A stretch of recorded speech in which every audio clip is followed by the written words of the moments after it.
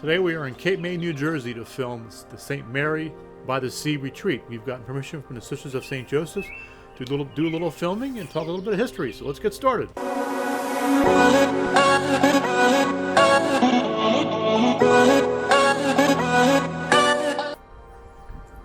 The building was built in 1889 as the Shoreham Hotel and was once considered one of America's foremost hotels with 150 rooms and 1,200 feet of porches.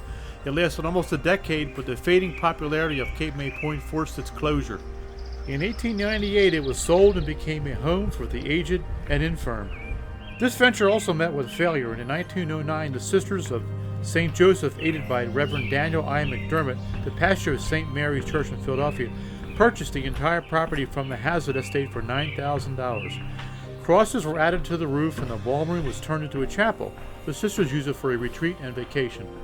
When Disney World was in its planning stages, Disney's designers came to Cape May to study the Victorian houses to get ideas on how to build their new resort.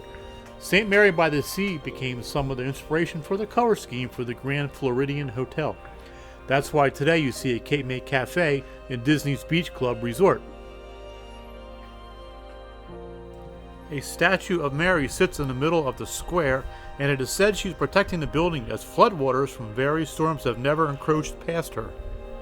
At one time, the retreat was used exclusively by the Sisters of St. Joseph's, but is now open to all those who would like a place to relax and reflect.